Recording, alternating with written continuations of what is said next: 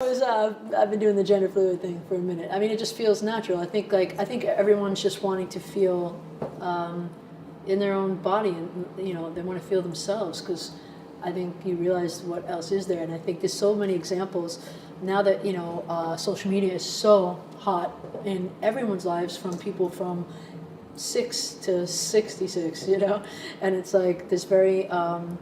It's very easy to watch people being themselves all day long, and I think people want a piece of that for themselves. So, and then they think, what is entailed in being myself? And that's why I think we have such a spectrum going on right now, because everybody has a different idea of what's themselves. People talk about this genre, emerging genre of queer pop, of LGBT artists reclaiming their sexuality through pop music.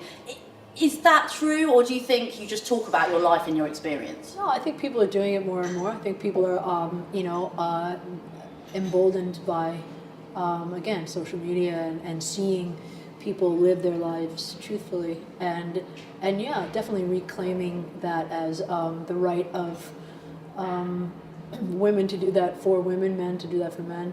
I don't know that it's any better.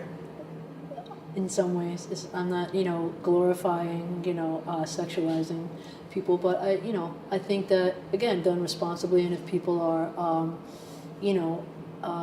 doing it with love, with a good intention, or I think everybody can tell when something's being done indecently, in a way. I mean, you don't subscribe to a certain set image of a woman. You've always done your own thing. Do you think, there's a pressure on women in pop and in music to kind of perform gender in a certain way? I remember I didn't know if I could even, embark on this career, because I knew that I wasn't going to conform to what I had seen growing up, and I think that, it was a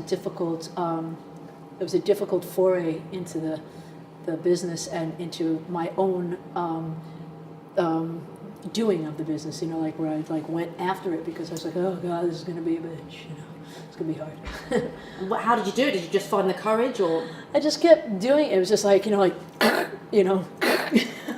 knocking down, and just trying to get better at myself. Because, you have role model, there's been so many role models, like some of the ones like Melissa Etheridge or Tracy Chapman or someone like that, back in the day. And you think to yourself, like, how did they do it? They did it. They had great songs. That was not easy to get through as those two women in that time. And they did it because they had great songs, and that's what I think is, that's what it takes. But do you think you got knockbacks because you didn't subscribe to that particular, when you first started out? Yeah, you're starting, it's like a handicap, a little bit, sometimes, not so much now, but I think, even now, I feel like, there's a quota. It's like, oh, that one, yeah, we need one of those, and I don't think it's like, I think that's what I wish for the movement to get to the point where it's not a quota scenario, where it's like, what if a label had 10, LGBTQ artists that just happen to be doing great, and they had 3 heterosexual artists, and they were just like, whatever. But, and it was just because of that was what was great at the time.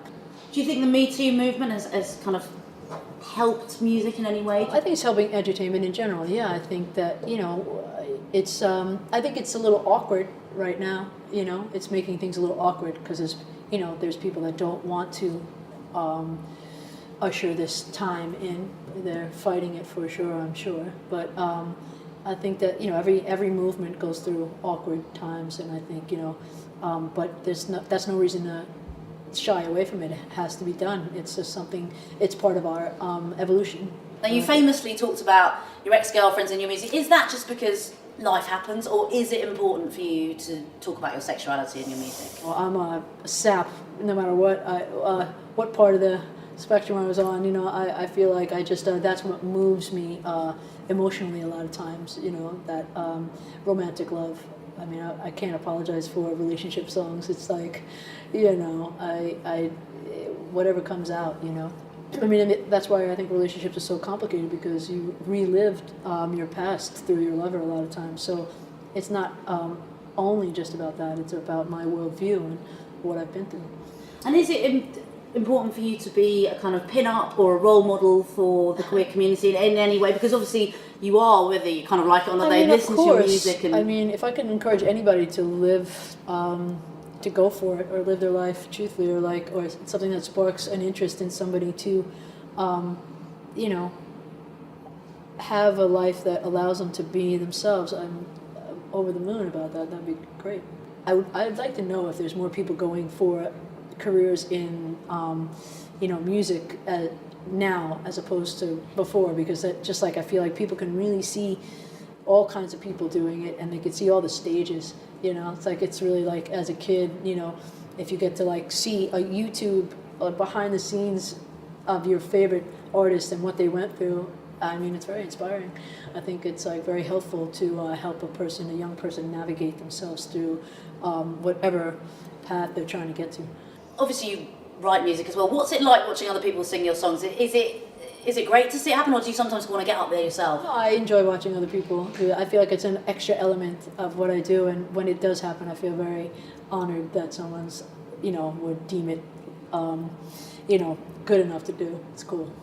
And you are prolific in terms of the amount of music that you make. Where does that come from? That drive? Do you think? Are you like that in all aspects of your life? Are you an industrious person, or is it just with music?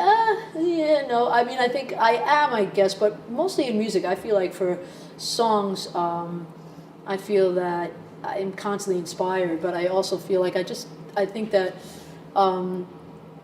as a writer, I know how many songs don't make it out into the world. So, I have mentors that have written some of the biggest songs you'll ever know, and maybe they have like somewhere between 10 and 20 hits, if that, in their life that everybody knows, but you can ask them how many songs they have that nobody's ever heard, and it's quite a lot. And when you think of that as far as a success ratio, it's very interesting that, you have to write a lot of songs in order for that to, and I think I learned a while ago, and it was something that set me free as a young artist, that I stopped putting expectation on songs. I stopped thinking to myself, this is the one.